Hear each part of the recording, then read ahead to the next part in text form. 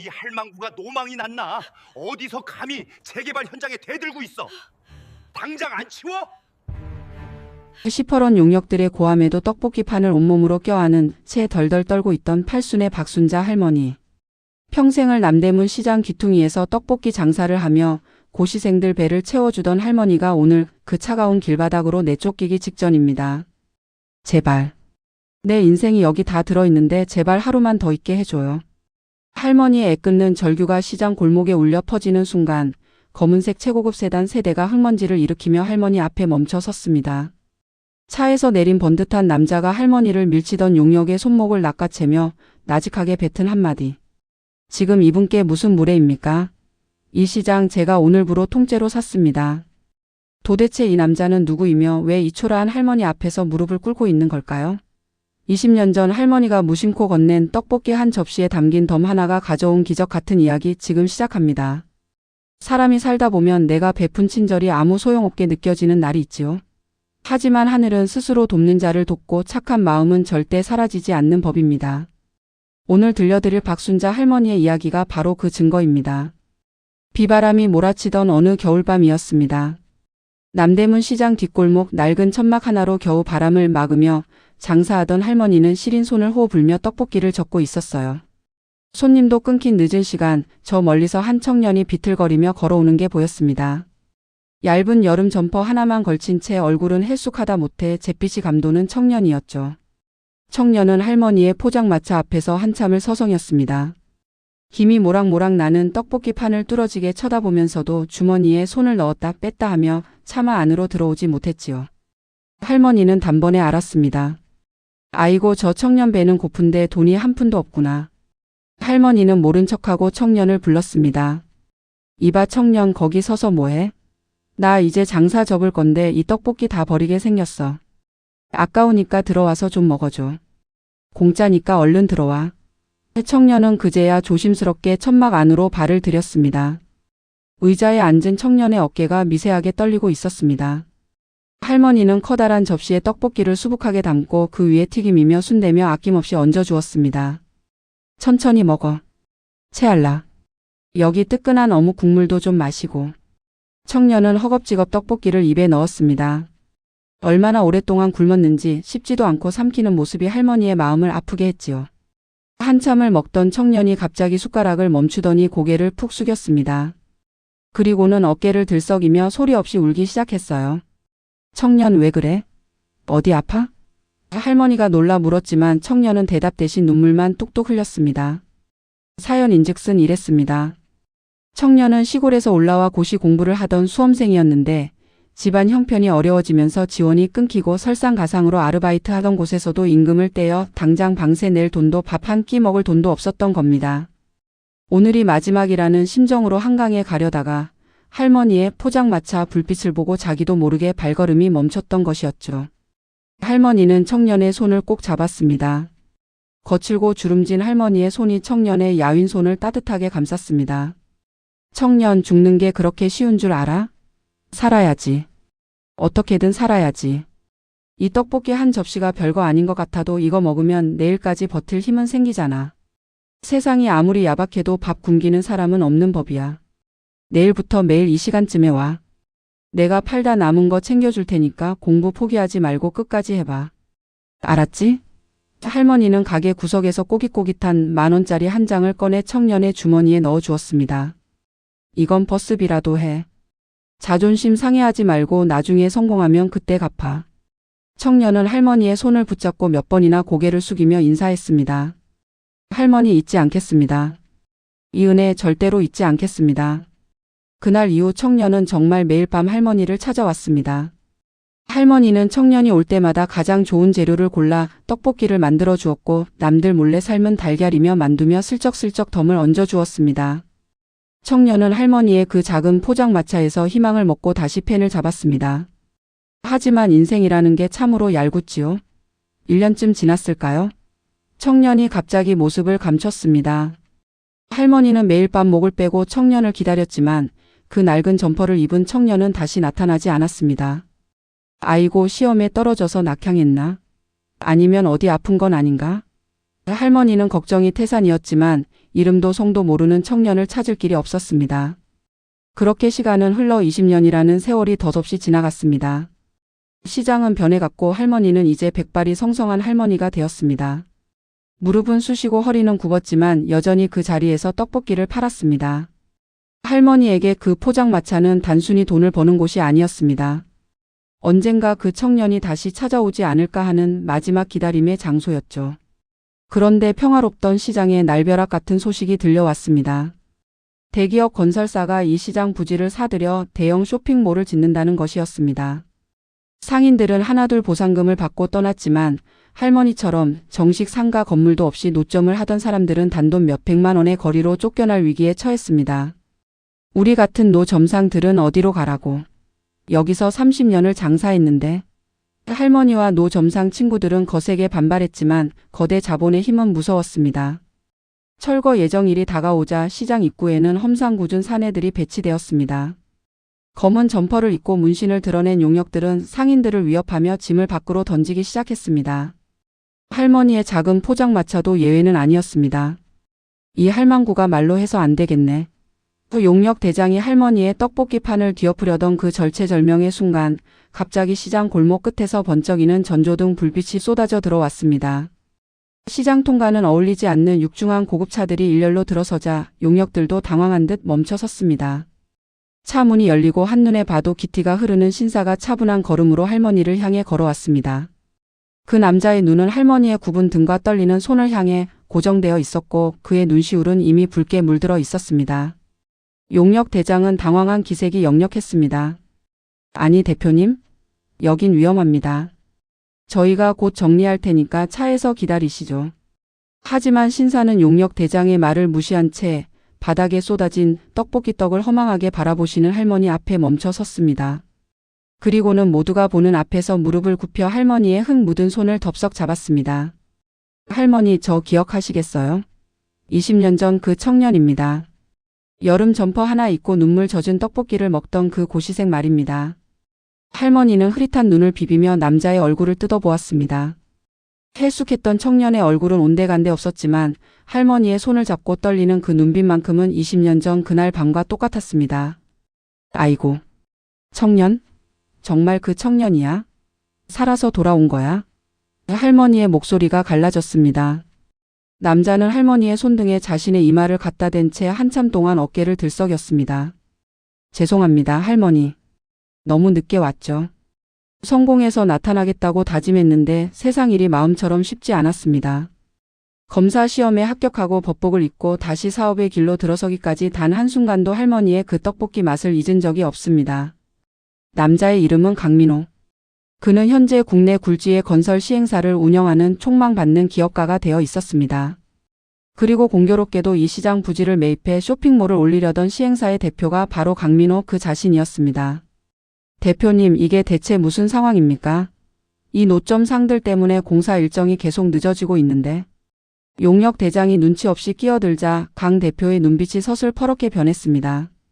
공사 일정? 그딴 게 뭐가 중요해? 너희 방금 이분께 뭐라고 했지? 노망난 할망구라고? 당장 사과해. 이분은 내 목숨을 구해주신 은인이고 오늘부로 이 시장의 모든 권리는 내가 보호한다. 강 대표의 서슬퍼런 호통에 용역들은 쥐 죽은 듯 조용해졌습니다. 강 대표는 비서에게 지시해 할머니를 자신의 차로 모시게 했습니다. 할머니는 얼떨결에 수억 원을 호가하는 최고급 세단 뒷좌석에 앉게 되었습니다. 푹신한 가죽 시트에 몸이 푹 파묻히자 할머니는 어쩔 줄 몰라 하며 창밖에 강 대표를 바라보았습니다. 강 대표는 용역들을 모두 철수시킨 뒤 시장 상인들을 향해 공표했습니다. 상인 여러분 걱정하지 마십시오. 재개발 계획은 전면 수정하겠습니다. 이곳은 쇼핑몰이 아니라 대한민국에서 가장 유서 깊은 전통 상생 마켓으로 다시 태어날 것입니다. 기존 상인들의 권리는 100% 보장하겠습니다. 상인들의 환호성이 터져 나왔지만 할머니는 그저 꿈을 꾸는 것만 같았습니다. 강 대표는 할머니를 모시고 서울 중심가에 있는 근사한 한정식집으로 향했습니다. 금칠이 된 그릇에 산의 진미가 가득 차려졌지만 할머니는 수저를 들지 못했습니다. 청년. 아니 강 대표님. 이게 다 무슨 일이야? 나는 그저 배고픈 사람 밥 한 끼 준 것뿐인데 왜 이렇게까지 해? 강 대표는 할머니의 밥그릇에 정갈하게 구운 생선 살을 발라 얹어주며 말했습니다. 할머니, 그날 밤 할머니가 건네주신 건 단순한 떡볶이가 아니었습니다. 저에게는 세상에 대한 마지막 희망이었고 다시 시작할 수 있다는 믿음이었습니다. 할머니가 주신 그 10,000원으로 제가 고시 공부를 마무리할 수 있었고 오늘 이 자리에 설 수 있었던 겁니다. 강 대표는 품 안에서 낡은 수첩 하나를 꺼냈습니다. 그 수첩 갈피에는 20년 전 할머니가 건넸던 것과 똑같은 도안의 10,000원짜리 지폐 한 장이 빳빳하게 코팅되어 있었습니다. 이 돈 제가 가장 힘들 때마다 꺼내봤습니다. 남대문 할머니가 나를 믿어주셨는데 여기서 무너지면 안 된다 그렇게 버텼습니다. 그런데 할머니, 제가 시장에 사람을 보내 할머니를 찾았을 때 얼마나 가슴이 아팠는지 아십니까? 할머니가 재개발 용역들한테 고초를 겪고 계신다는 소식을 듣고 피가 거꾸로 솟는 기분이었습니다. 강 대표의 눈가에 다시금 이슬이 맺혔습니다. 할머니는 그런 강 대표의 손을 가만히 다독였습니다. 청년이 잘 됐으면 됐지. 나는 그거면 충분해. 내 떡볶이 먹고 훌륭한 사람 됐으니 내가 오히려 고맙구먼. 식사를 마친 강 대표는 할머니를 데리고 어디론가 향했습니다. 도착한 곳은 남대문 시장 바로 맞은편에 새로 지어진 주상복합 건물이었습니다. 강 대표는 엘리베이터를 타고 최고층으로 올라가 통유리 너머로 시장 전경이 내려다 보이는 넓고 깨끗한 집 한 채를 보여주었습니다. 할머니, 이제 무릎 아프게 포장마차 하지 마세요. 여기 할머니 성함으로 등기 마쳤습니다. 앞으로 여기서 편안하게 지내세요. 그리고 시장 안에는 할머니의 이름을 딴 순잔의 떡볶이 박물관을 만들 겁니다. 할머니는 거기서 소일거리 삼아 아이들한테 떡볶이 만드는 법만 가르쳐 주시면 됩니다. 할머니는 너무 놀라 입을 다물지 못했습니다. 평생 흙바닥과 천막 아래서 살아온 할머니에게 이 화려한 집은 별나라 이야기 같았죠. 하지만 할머니는 고개를 가로저었습니다. 아니야, 강 대표. 나 같은 노인네한테 이런 건 과분해. 나는 그냥 시장 사람들하고 북적거리며 사는 게 제일 좋아. 이 집은 팔아서 더 어려운 사람들 돕는 데 써. 강 대표는 할머니의 고집을 꺾을 수 없다는 걸 알았습니다. 20년 전에도 할머니는 자신의 전 재산이나 다름없던 10,000원을 내주던 사람이었으니까요. 역시 할머니답네요. 그럼 집은 언제든 오실 수 있게 비워두겠습니다. 대신 할머니 수술부터 받으러 가시죠. 그 굽은 허리랑 무릎, 제가 전국에서 제일 유명한 의사 불러놨습니다. 이제는 지팡이 없이 당당하게 걸으셔야죠. 강 대표의 정성에 할머니도 결국 고개를 끄덕였습니다. 할머니의 수술비와 입원비는 물론 간병인까지 최고 수준으로 붙었습니다. 강 대표는 바쁜 업무 중에도 매일 병원을 찾아 할머니의 발을 씻겨 주었습니다. 병원 간호사들은 강 대표가 할머니의 친손자인 줄로만 알았습니다. 할머니, 저 기억하세요? 20년 전에 덤으로 주셨던 만두요. 제가 그것 때문에 오늘 고기 반찬 사왔습니다. 강 대표의 농담에 할머니는 오랜만에 환하게 웃으셨습니다. 수술은 성공적이었고 할머니는 수십 년 만에 허리를 곧게 펴고 걸을 수 있게 되었습니다. 퇴원하는 날 병원 앞에는 수십 명의 상인이 꽃다발을 들고 서 있었습니다. 강 대표가 시장 상인들의 보상금 문제를 해결해주고 현대화 사업까지 지원하겠다는 약속을 지켰기 때문입니다. 할머니는 상인들의 박수를 받으며 다시 시장으로 돌아왔습니다. 시장 입구에는 번듯한 2층 건물이 세워지고 있었습니다. 1층은 상인들이 공동으로 사용하는 현대식 장터였고 2층은 할머니가 그토록 원하셨던 청소년 장학 카페가 들어설 자리였습니다. 강 대표는 할머니의 뜻을 받들어 시장에서 일하는 부모님을 둔 아이들이나 배고픈 학생들에게 무료로 식사를 제공하는 재단을 설립한 것입니다. 할머니, 이제 여기서 아이들 밥 먹는 것만 지켜봐 주세요. 할머니가 저에게 주셨던 그 덤의 기적을 이제 제가 다른 아이들에게 돌려주려 합니다. 할머니는 그 건물을 올려다보며 눈물을 훔쳤습니다. 떡볶이 한 접시, 만두 하나가 이런 거대한 사랑으로 돌아올 줄이야 누가 알았겠습니까? 새롭게 지어진 건물에 간판이 올라가던 날 시장 사람들은 모두 제 일처럼 기뻐하며 떡을 돌렸습니다. 그 간판에는 순자 할머니의 덤이라는 글자가 정겹게 새겨져 있었지요. 강 대표는 할머니의 손을 잡고 건물 안으로 들어섰습니다. 1층 식당에 들어서자마자 할머니는 소스라치게 놀라 멈춰 섰습니다. 그곳의 인테리어가 20년 전 할머니의 낡은 포장마차 분위기를 그대로 살려내면서도 아주 깨끗하고 따뜻한 원목으로 꾸며져 있었기 때문입니다. 아니, 강 대표. 여기가 정말 내가 장사하던 그곳 같구먼. 할머니의 손끝이 매끄러운 식탁 위를 더듬었습니다. 강 대표는 흐뭇하게 웃으며 할머니를 가장 안쪽 자리로 안내했습니다.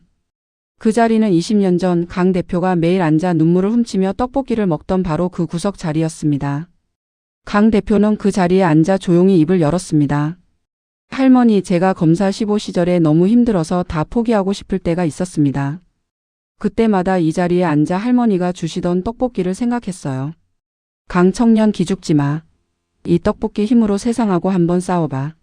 하시던 그 목소리가 귓가에 쟁쟁했습니다. 저에게 이 자리는 세상에서 가장 거룩한 곳입니다. 강 대표의 진심 어린 고백에 할머니는 다시금 눈시울이 붉어졌습니다.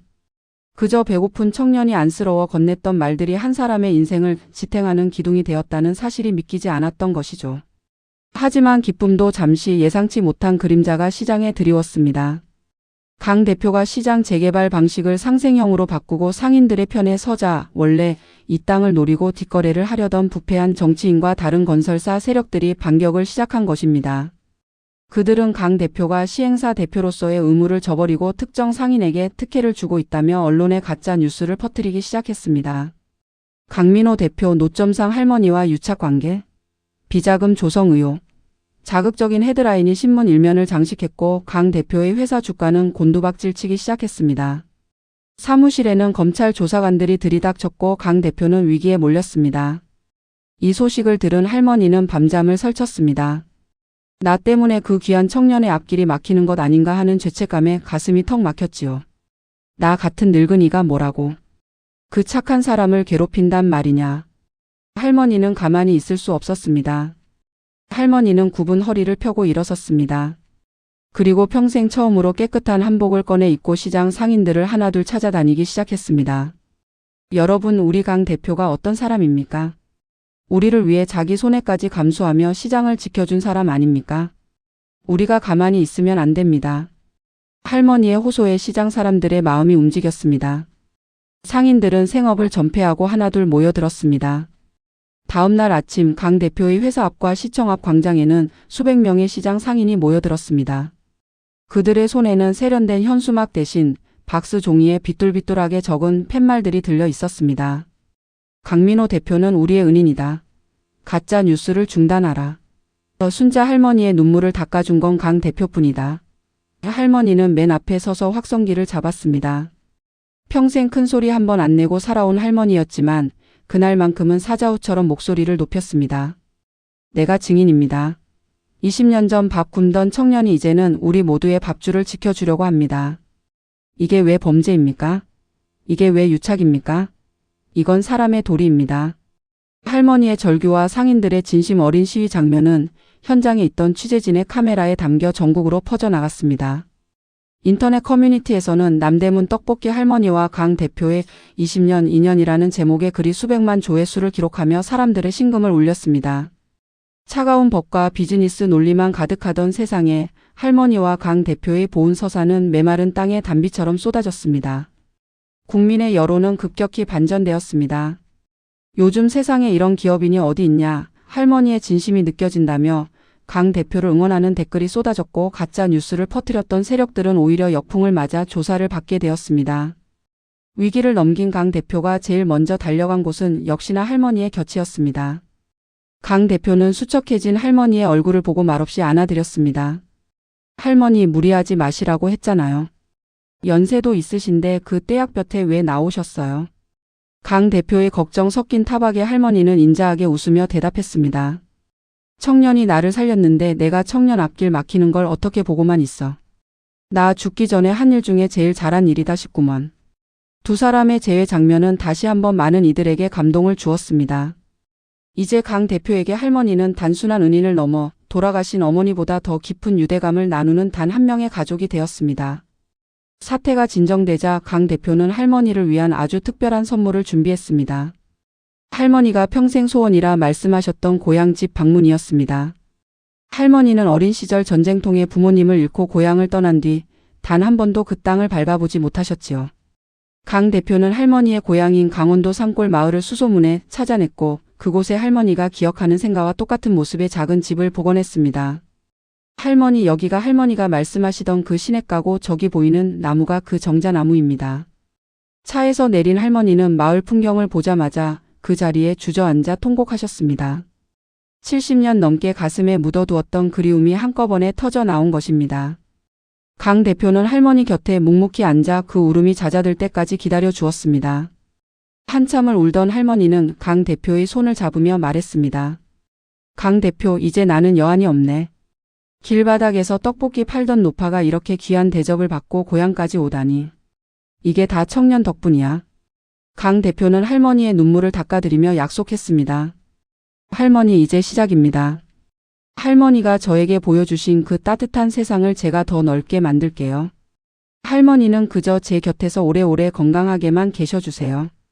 두 사람의 뒷모습 위로 고향 마을에 따스한 노을이 내리쬐고 있었습니다. 하지만 이들의 이야기는 여기서 끝이 아니었습니다.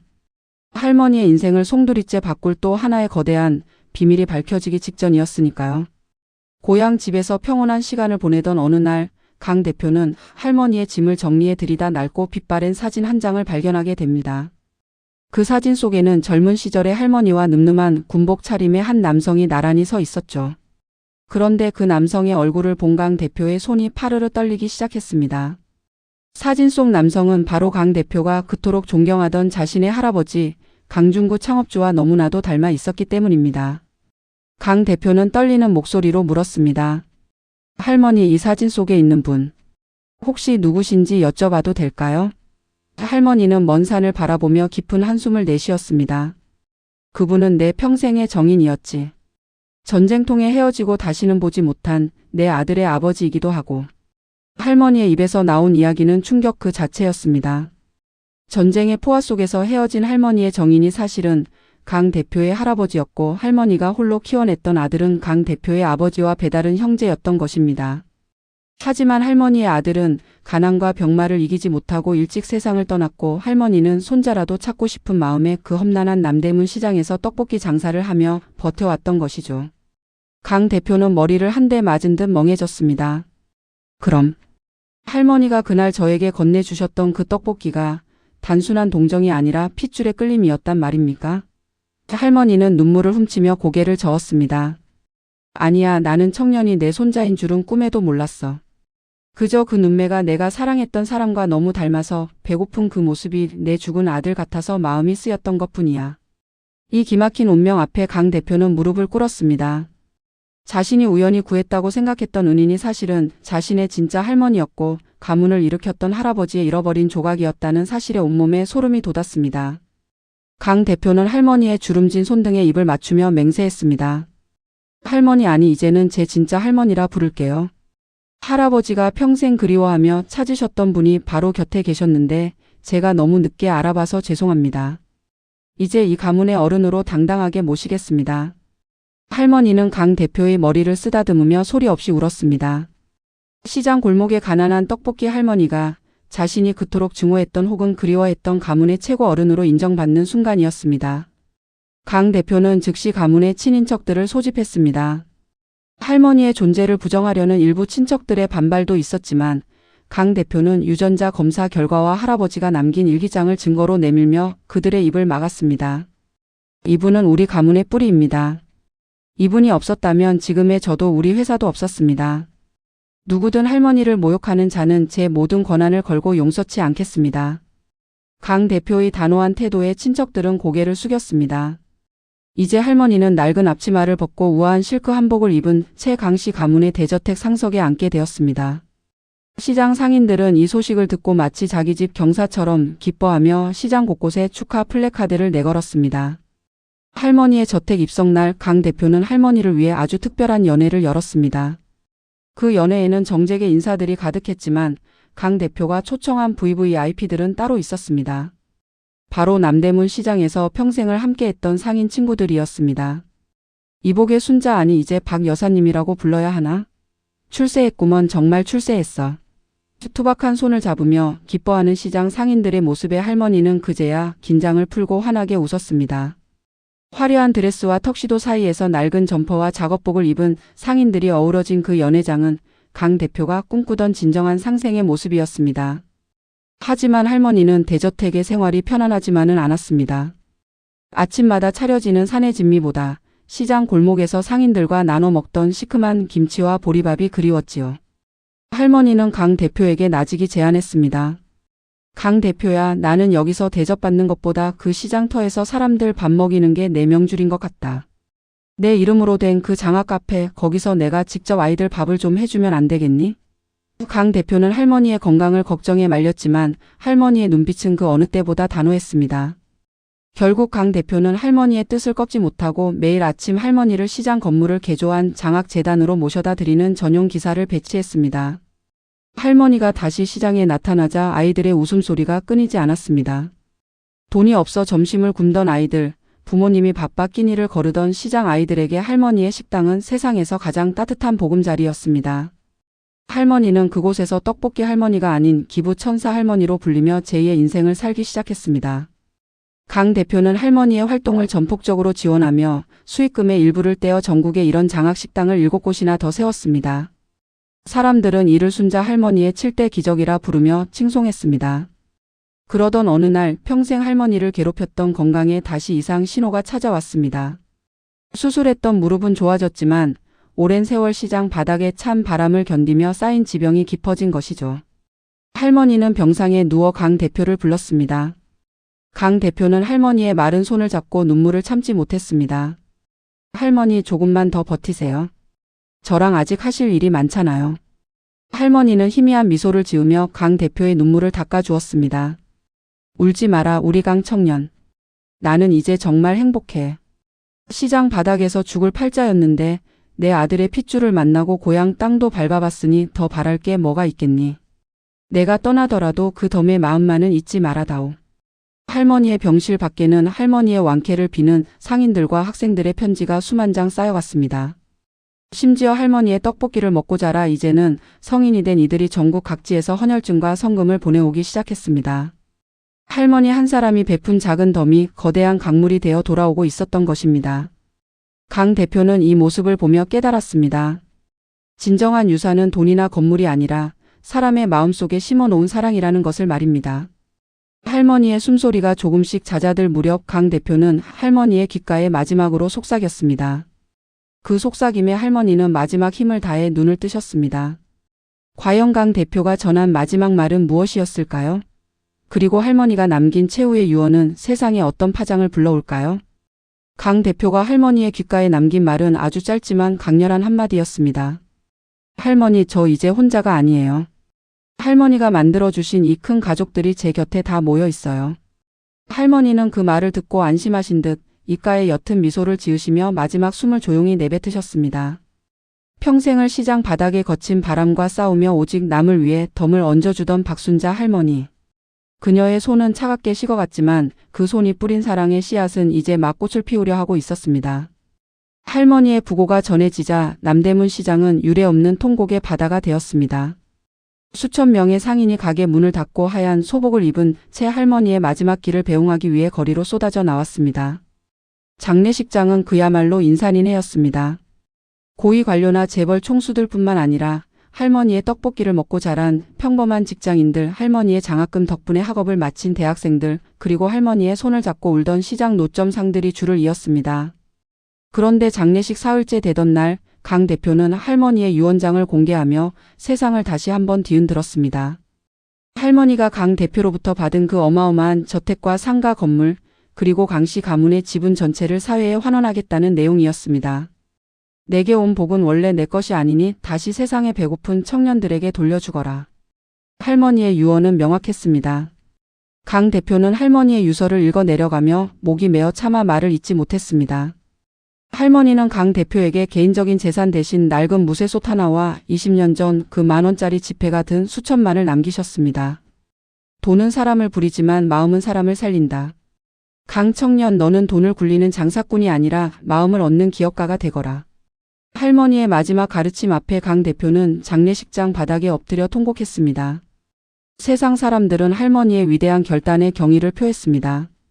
강 대표는 즉시 순자 할머니 재단을 설립하고 할머니의 전 재산을 출연해 전국 모든 재래시장에 청년 상생 식당을 세우기 시작했습니다.